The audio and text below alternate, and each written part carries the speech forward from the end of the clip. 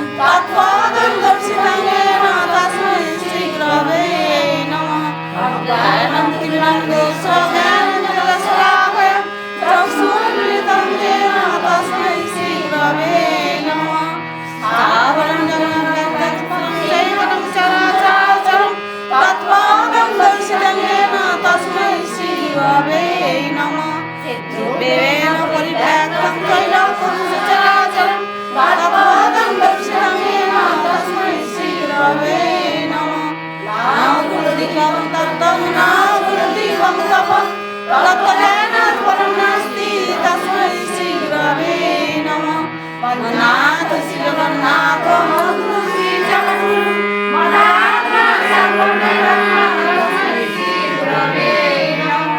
गुरुरादिनाथ गुरु वरदयवत गुरु वरदानं श्री तस्मै श्री गुरवे नमः। ब्रह्मानन्दं परमोत्तमं केवलं ज्ञानमूर्ति दहनातीतं गगनशक्ति संतमसाभिलक्षम् एकमनित्यं विमलं चारुं सर्वोपरि साक्षिभूतं भवातीतं त्रिगुणरहितं सद्गुरुं नमामि। सद्गुरुं नमामि, सद्गुरुं नमामि।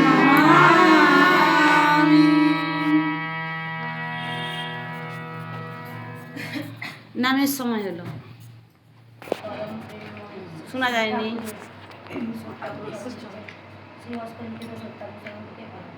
তুমি অন্যের নিকট যেমন পেতে ইচ্ছা করো, অপরকেও তেমনি দিতে চেষ্টা করো। এমন ধরো বুঝে চলতে পারলেই যথেষ্ট। আপনি সবাই তোমাকে পছন্দ করবে, ভালোবাসবে। নিজের দিক থেকে সবাইকে সৎভাবে খুশি করতে চেষ্টা করো, দেখবে সবাই তোমাকে খুশি করতে চেষ্টা করছে। সাবধান, নিজত্ব হারিয়ে কাউকে খুশি করতে যেও না, তাহলে তোমার দুর্গতির সীমা থাকবে না। পরম প্রেমময় শ্রী পাকরণ কুলচন্দ্রের নারীর নীতি গ্রন্থ। এক পাত্রে আহার, অনেকে মিলিয়া এক পাত্রে আহার করিও না, বরং একসঙ্গে আহার করিও। যদি প্রয়োজন বিবেচনা করো, এক পাত্রে আহার হইতে অনেক রোগ সংক্রামিত হয়, ইহা বহু দেখা গিয়াছে। ইহার ফলে তুমি রোগ দুষ্ট হইয়া সমস্ত পরিবারকে রোগ দুষ্ট করিয়া ফেলিতে পারো। যাহা স্বাস্থ্য আনন্দ জীবনকে অবনত করে তাহাই পাপ। আর সুস্থ গুরুজন ব্যতীত কাহারও উচ্ছিষ্ট ভোজনকে হিন্দু কেন বৈজ্ঞানিকরাও বিশেষভাবে নিন্দা করিয়াছেন। বাণী সংখ্যা 「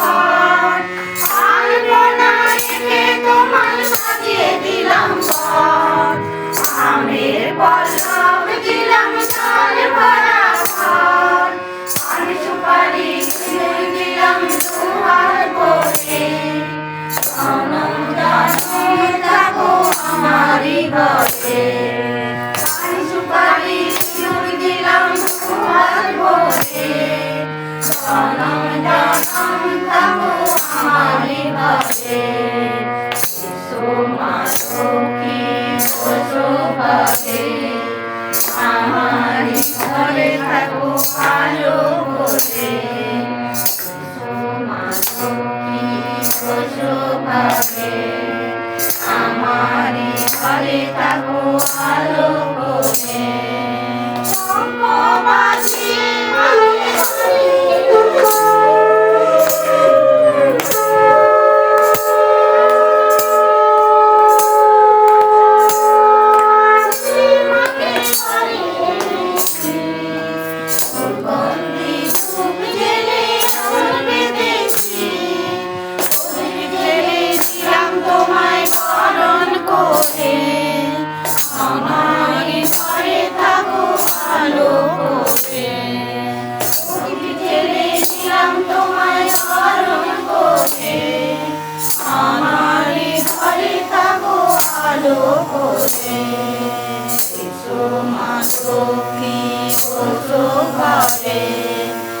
আমারি ঘরে থাকো আলো করে।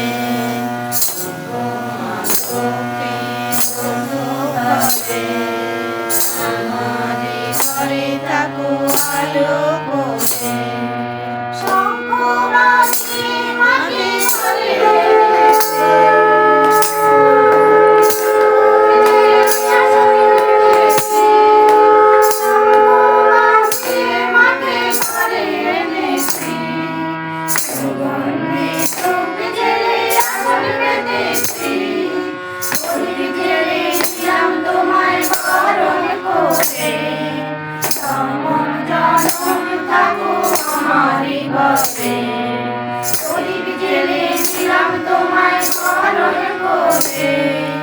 জনম জনম থাকো আমারি ঘরে।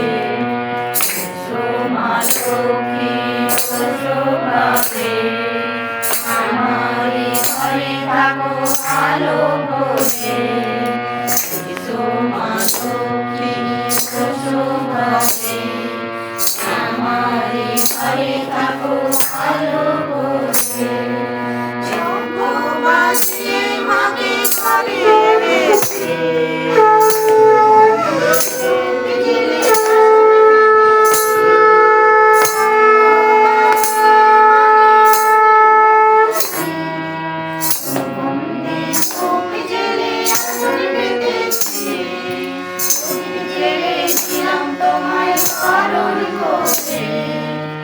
আমারে ঘরে থাকো আলো করে।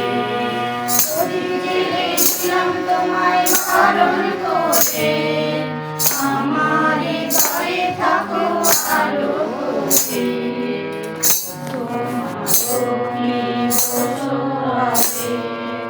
আমারে ঘরে থাকো আলো করে।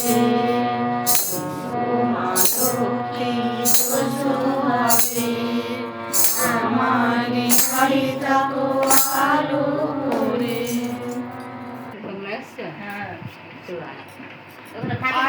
আমরা শ্রাবণ পরিক্রমায় আজকে বাইরে মায়ের বাড়িতে, নাম কি দিদিভাইয়ের নামটা কি?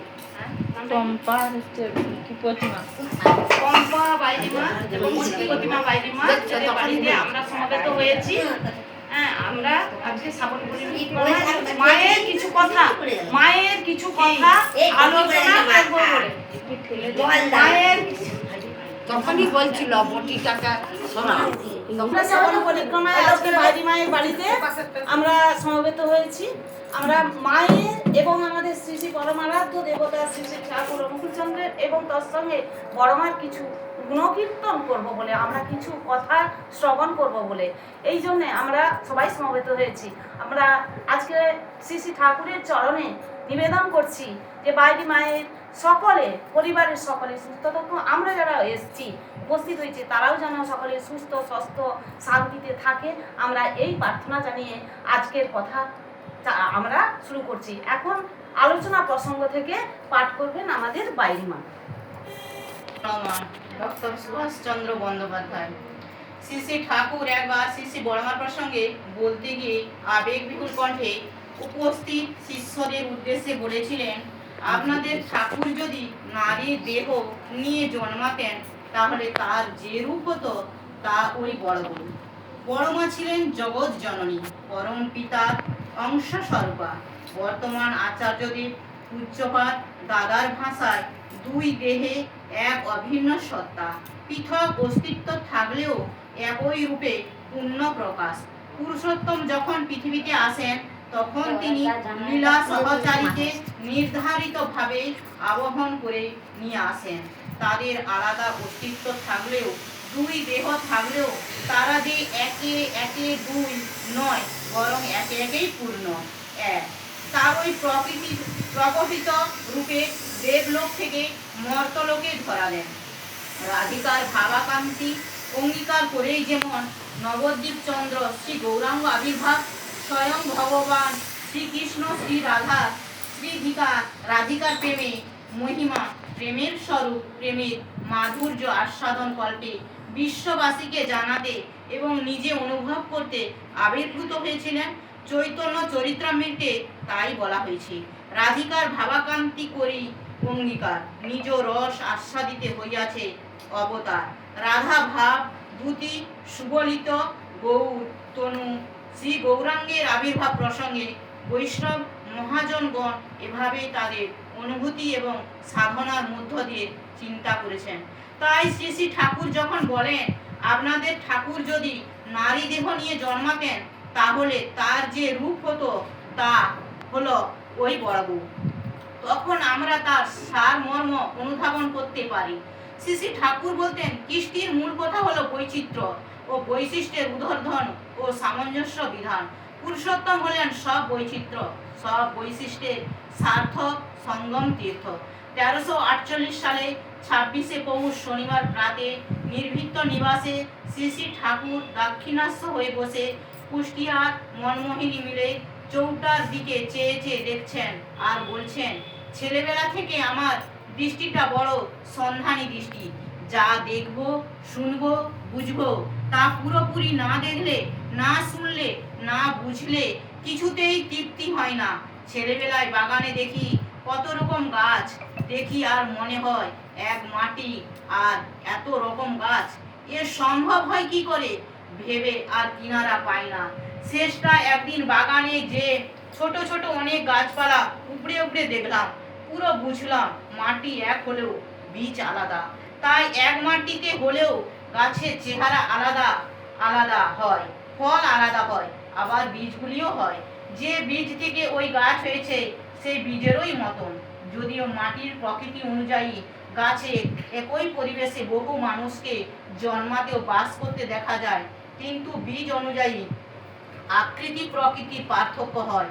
আবার তারা যে বীজবাহী হয় সে বীজও তারা যে বীজ হতে উদ্গত হয় তারই অনুরূপ। পুরুষ পরস্পরায় এমন করেই চলে, তাই বর্ণধারা ও বংশধারা না মেনে উপায় নেই।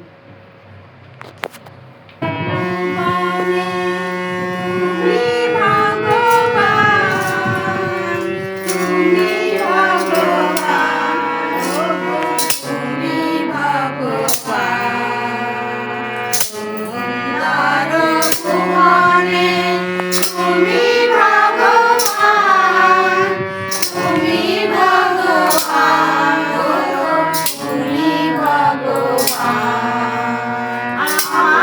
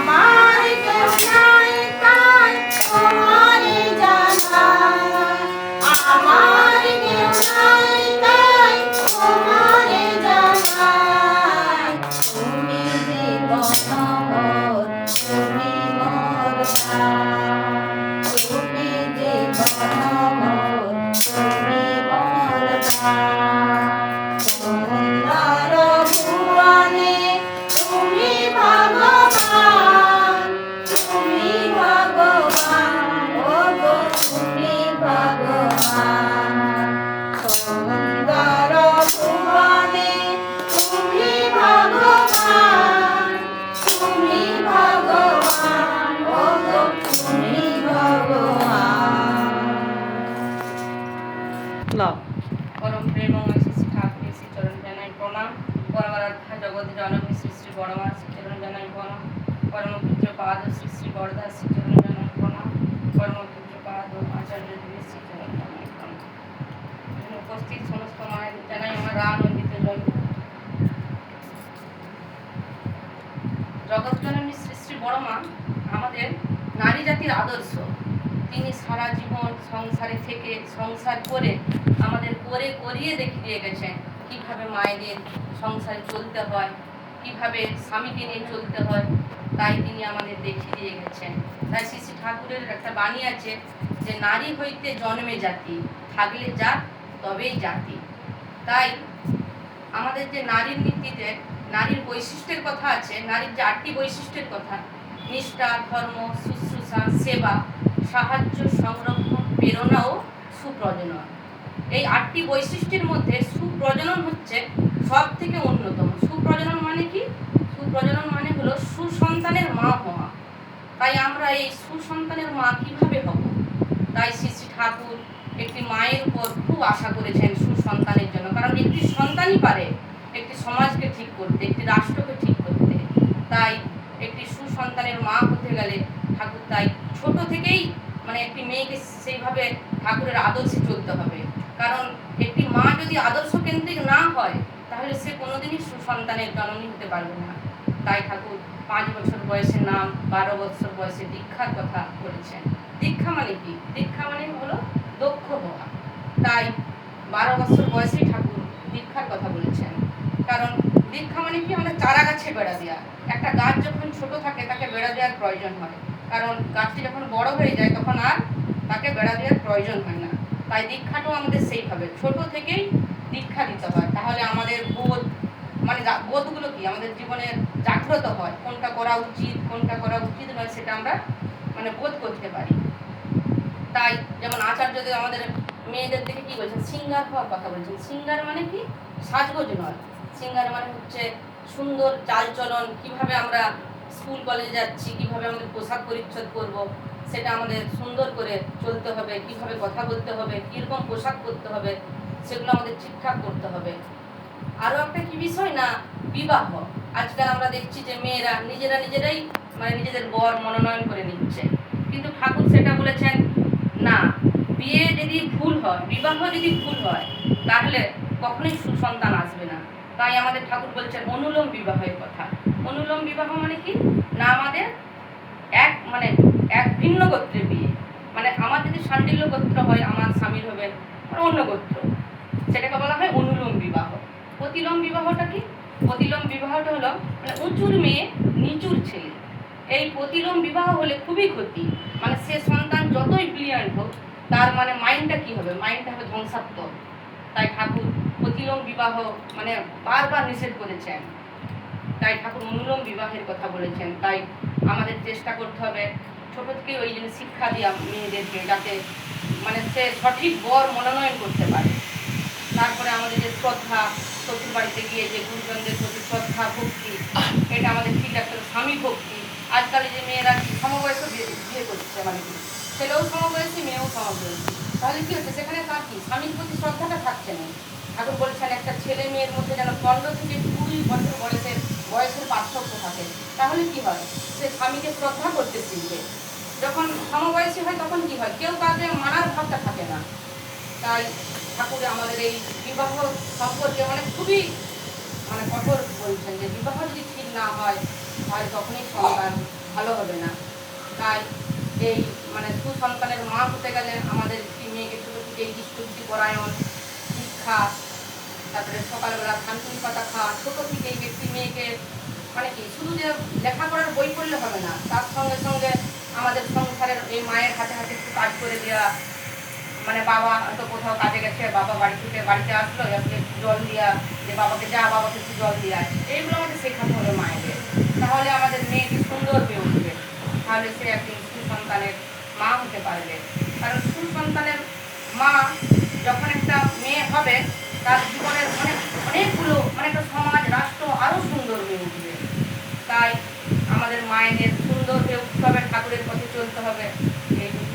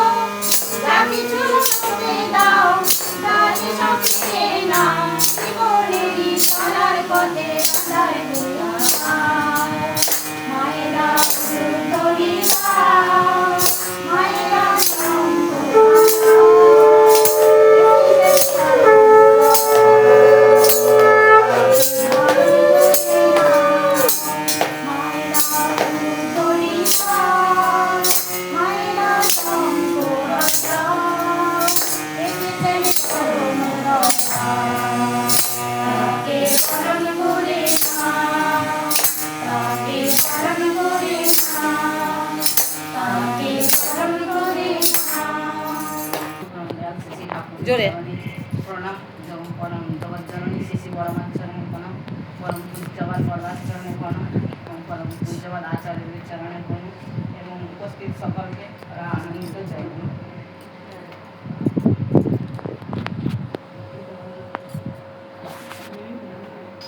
আমাদের বড় মা ঠাকুরকে আমাদের সবচেয়ে কি একটা বড় কি, আমরা যেমন স্কুলে পড়তে গেলে আমাদের শিক্ষার দরকার এবং মাস্টারমশাইয়ের দরকার, এবং সবচেয়ে ঠাকুর এসেছেন আমাদের এই গুরু হিসাবে।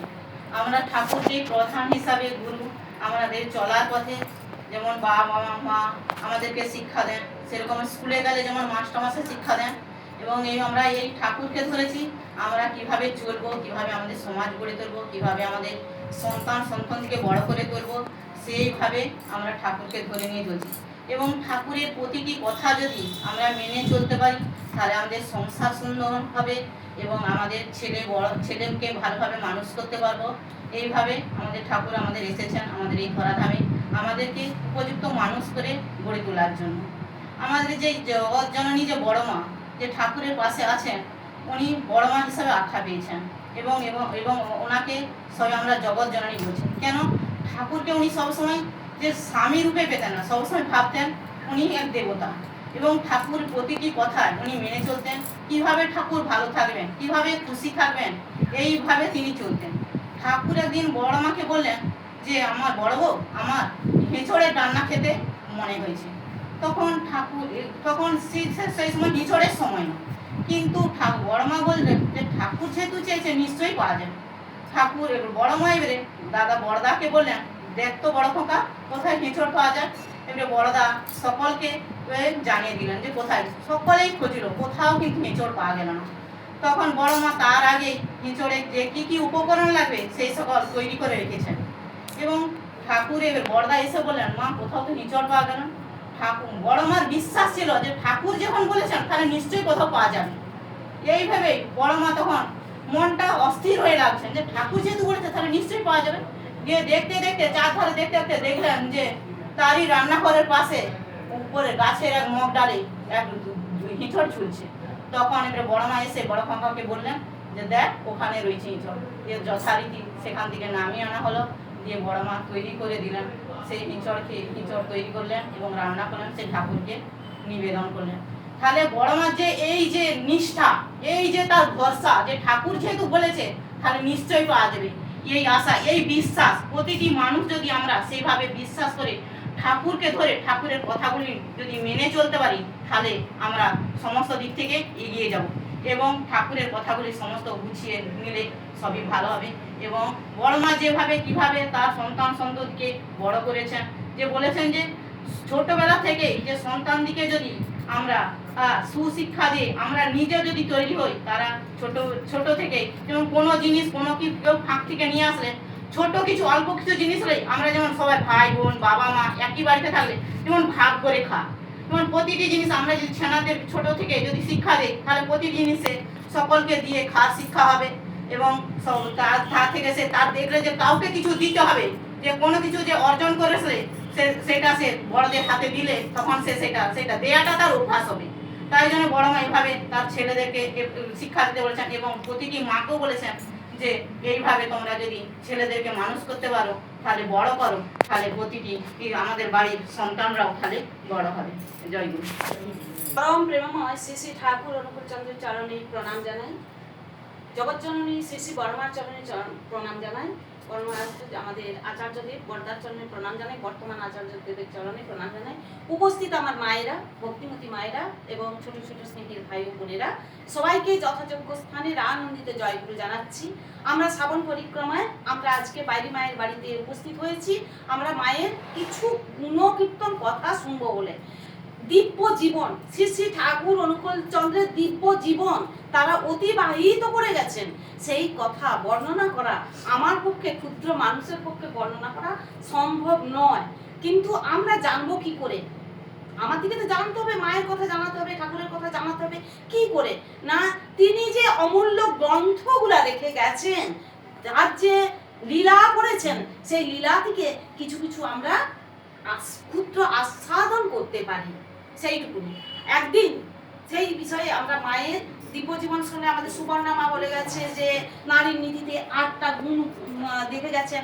সেই বিষয়ে যে 8টা গুণ আমাদের বড় মার চরিত্রে ছিল, জীবনে ছিল, তিনি সেইগুলোকে চলার পথে দিয়ে গেছে। তিনি দেখিয়ে গেছেন স্বামী ভক্তি কাকে বলে, তিনি দেখে গেছেন সংরক্ষণ কাকে বলে, তিনি দেখে গেছেন প্রেরণা কাকে বলে। আমাদের কথায় আছে, গুণীজনেরা বলেন, গুণীজনেরা কি বলেন না, সংসার সুখের হয় রমণীর গুণে। তাহলে সংসার যদি সুখ শান্তিতে ভরিয়ে তুলতে হয়, মায়েদের উপর বেশি ভরসা করেছেন।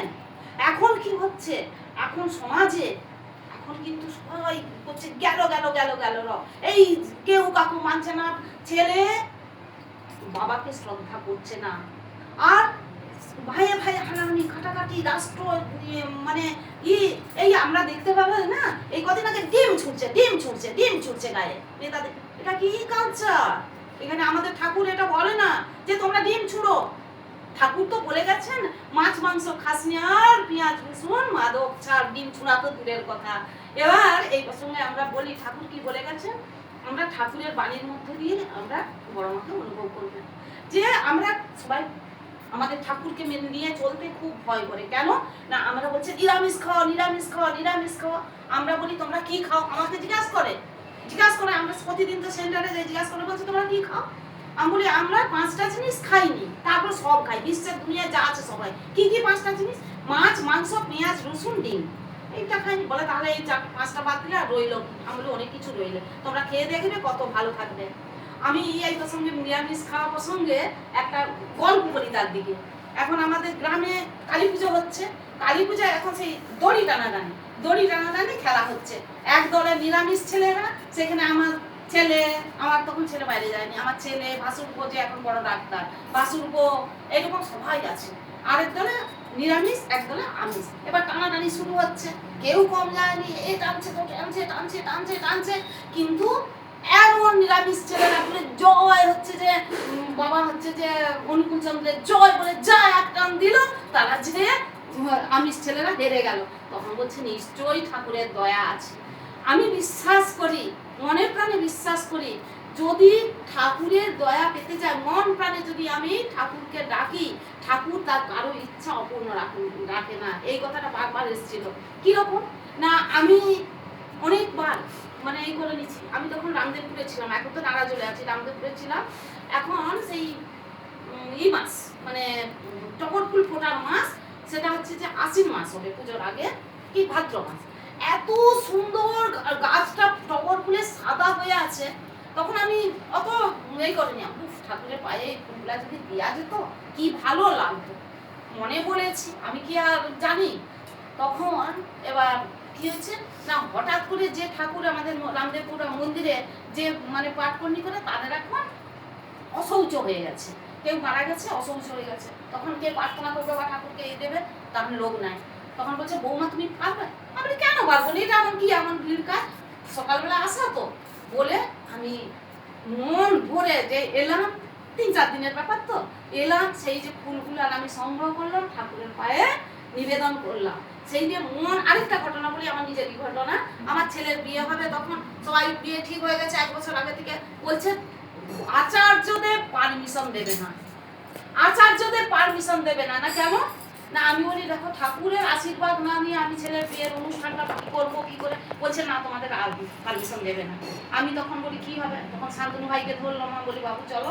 তখন আমাদের কথা শরীর খারাপ, বলছে চলো। আমি বলি আমি নিবেদন করবো, আমার পারমিশন দেয় ভালো না দেয় ভালো, আমার কিছু যায় আসেনি, আমি নিবেদন করবো।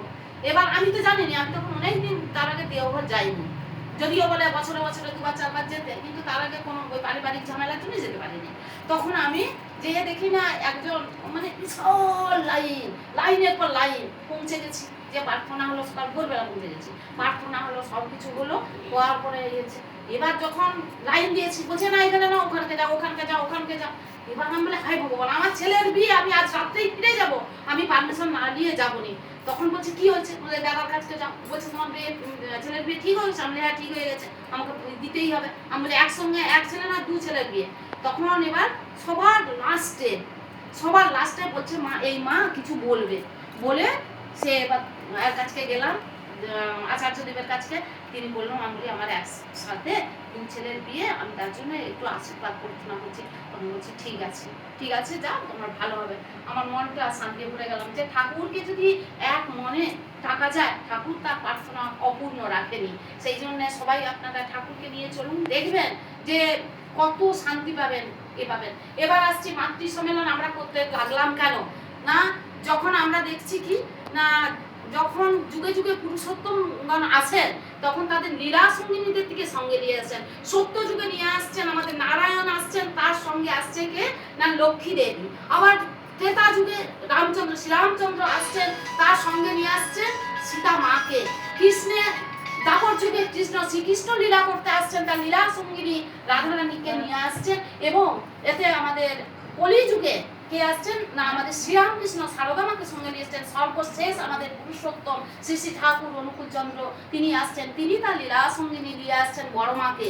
তিনি বলছিলাম না যে লীলা সঙ্গিনীদের দিকে নিয়ে আসছেন এবং লীলা করে দেখিয়ে দিয়ে গেছে।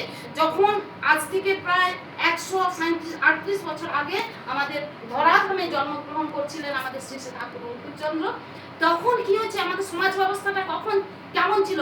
তখনকার যে হিন্দু সমাজে নানা অনাচার কুয়াচারে ভরে গেছে।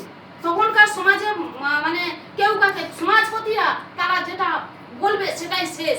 তখন সেই ভক্তি আন্দোলন গড়ে তুলেছিলেন শ্রী শ্রী ঠাকুর চৈতন্যদেব। তিনি ভক্তির মাধ্যমে করেছিল যে এইরকম অনাচার চলবে না।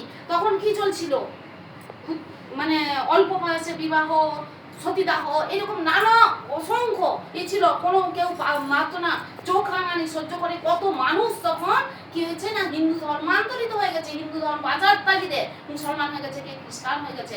তখন সেই সমাজটাকে পরিবর্তন করার জন্য, সমাজটাকে ভালোভাবে চালনা করার জন্য আমাদের ঠাকুর কতগুলো বিধান দিলেন।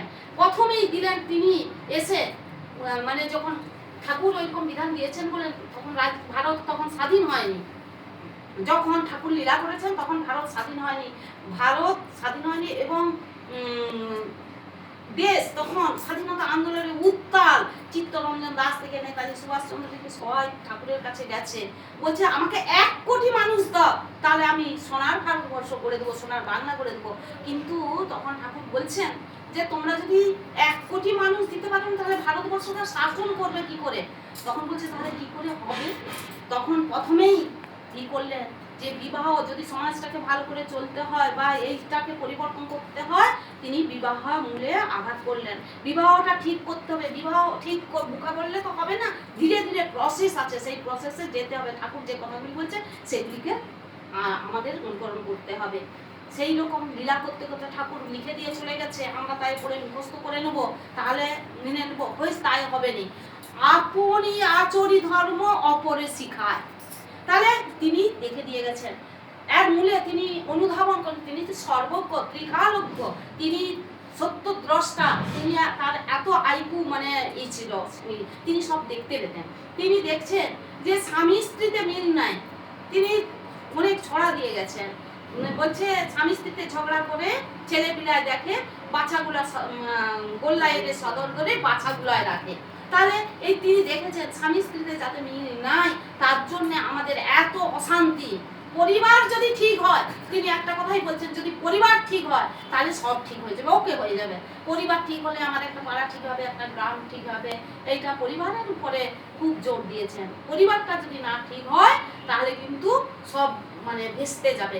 সেই জন্য তিনি এই যে সুবর্ণামা বলতেছিলেন যে ছোটবেলা থেকে নাম ধ্যান আচার অনুষ্ঠান এগুলো সব পালন করতে হবে, করলে তাহলে হবে। এইরকম আর দিদা যখন ভক্তগণ তো সমাগত হতো, ভক্তগণ আস্তে আস্তে তিনি এবার দেখিয়ে দিয়ে গেছেন। একটি মাত্র আমি গল্প বলবো যে কিভাবে, যে হারকিন জানালার গল্প আমরা জানি সবাই। এক মা, ভক্ত মা আর তার দাদা দুজনে আসছেন, বলছে আমাদের স্বামী স্ত্রীতে মিল নাই, তাহলে কি হবে। তিনি তখন কিছু বললেন না। তখন বড় মাকে বললে, বড় বউ তুমি একবার এসো তো। বড় বউ এলো, আমাদের বড় মা এলেন। তিনি বললেন হারকিনটা নিয়ে এসো। তখন কিন্তু গ্রীষ্মকাল, ঘর দুপুর বেলা। তখন বলছে হারকিনটা জ্বালি দাও। জ্বালি দিল, বলছে একটু দমটা বাড়া। দমটা বাড়ি দিল, বাড়ি দেওয়ার বলছে নিবাও, নিবি দিয়ে বলছে যাও রেখে এসো। তখন বড় মা কিছু একটা প্রশ্ন করলেন না, না করে ঠাকুর যা বললেন তিনি তাই করলেন। তখন যে মা তাদের সবসময় ঝগড়া হতো, সেই মা বললেন, ঠাকুর আমার ভুল, আমি বুঝতে পেরেছি, এবার আমরা ঠিক হয়ে যাব। এইরকমভাবে নানা ঘটনার মধ্য দিয়ে তিনি দেখিয়ে দিয়ে গেছেন কিভাবে সংসার করতে হয়, কিভাবে ভালোভাবে চলতে হয়। আমি চাই আমরা যারা সবাই সৎসঙ্গের আশ্রয় গ্রহণ করুন, সৎনাম মনন করুন এবং ভালোভাবে চলুন। সকালবেলা উঠুন, সকালবেলা উঠে প্রার্থনা করুন, সকাল সন্ধ্যায় ভালোভাবে প্রার্থনা করুন। বাচ্চার দিকেও বসান, যাতে তারা ছোটবেলা থেকে শিখুক যে বড়রা কিভাবে তার আপনজন দিকে মানে বড়দের দিকে প্রণাম করছে, প্রণাম করা শিখুক। আর এইটা করে চলুক, সবাই আমরা ভালো হই এবং সবাই সুখে শান্তিতে থাকি। ঠাকুরের চরণে এই প্রার্থনা করে আমি শেষ করছি। জয় গুরু। হরি বলে নয়নে জলে ভাসালে কেন তারে রাখো না। হরি বলে নয়নে জলে ভাসালে কেন তারে রাখো না। হরি হরি বলো দেই কোথায় গেল, হরি হরি বলো দেই কোথায় গেল। আরে সম্বল কিছু পারো না, আরে সম্বল কিছু পারো না, আরে সম্বল কিছু পারো না, আরে সম্বল কিছু পারো না, আরে সম্বল কিছু পারো না, আরে সম্বল কিছু পারো না, আরে সম্বল কিছু পারো না, আরে সম্বল কিছু পারো না, আরে সম্বল কিছু পারো না। হরি বলে নয়নেরি জলে ভাসালে কেন তারে রাখো না। সংসারে আমার বলে ইহকাল পরকাল হারায় না। মায়ার সংসারে আমার বলে ইহকাল পরকাল হারায় না। ইহকাল পরকাল হারায় না, ইহকাল পরকাল হারায় না, ইহকাল পরকাল হারায় না, ইহকাল পরকাল হারায় না, ইহকাল পরকাল হারায় না, ইহকাল পরকাল হারায় না, ইহকাল পরকাল হারায় না, ইহকাল পরকাল হারায় না। হরি বলে নয়নের জলে ভাসালে কেন তারে রাখো না। নিশান করে ভাই আর তো সময় নাই, নিশান করে ভাই আর তো সময় নাই। দয়া রে গোবিন্দ ভালো না, নিশান করে ভাই আর তো সময় নাই। দয়া রে গোবিন্দ ভালো না, দয়া রে গোবিন্দ ভালো না, দয়া রে গোবিন্দ ভালো না, দয়া রে গোবিন্দ ভালো না, দয়া রে গোবিন্দ ভালো না, দয়া রে গোবিন্দ ভালো না, দয়া রে গোবিন্দ ভালো না, দয়া রে গোবিন্দ ভালো না, দয়া রে গোবিন্দ ভালো না। হরি বলে নয়নেরি জলে ভাসালে কেন তারে রাখো না। ইতি করে ভাই আর তো সময় নাই, ইতি করে ভাই আর তো সময় নাই। দয়ালের নামে সবাই বাঁধো না, দয়ালি করে ভাই আর তো সময় নাই। দয়ালের নামে সবাই বাঁধো না, দয়ালের নামে সবাই বাঁধো না, দয়ালের নামে সবাই বাঁধো না, দয়ালের নামে সবাই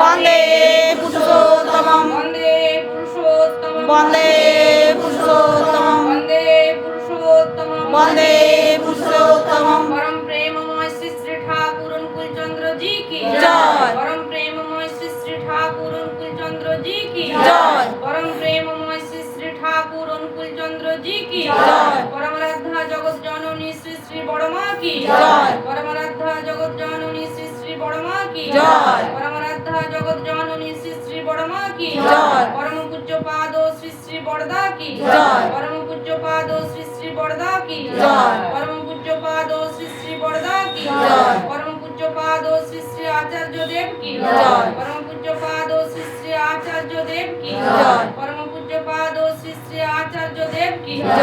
मातृ सम्मेलन की जय। वंदे पुरुषोत्तम বন্দে পুরুষোত্তমম वंदे आर्य पितृ বন্দে আর্য পিতৃ वंदे मातृवर्गान বন্দে মাতৃবর্গাং वंदे अहं कृष्टि दैवतम বন্দে অহং কৃষ্টি দৈবতং वंदे पुरुषोत्तम বন্দে পুরুষোত্তমম वंदे पुरुषोत्तम বন্দে পুরুষোত্তমম परम प्रेममय श्री श्री ठाकुर अनुकूल चंद्र जी की জয়।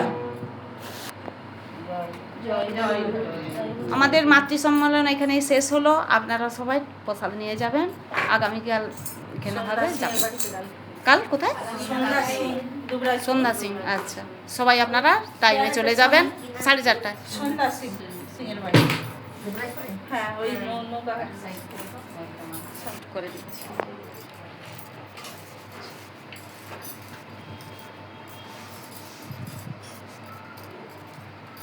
কালকে সন্ধ্যা সিং পরশু রামু সিং সন্ধ্যা সিং কি এখানে আছে? সন্ধ্যা সিং আচ্ছা, ঠিক আছে।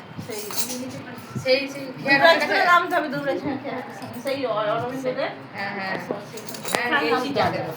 আমি তো জানি দুবরাজপুরে নামবে দুবরাজপুরে নামবে নেমে ওই সেই ওই ভাই রাস্তাতে চলে যাবে চলে যাবে হ্যাঁ না স্কুলে নয়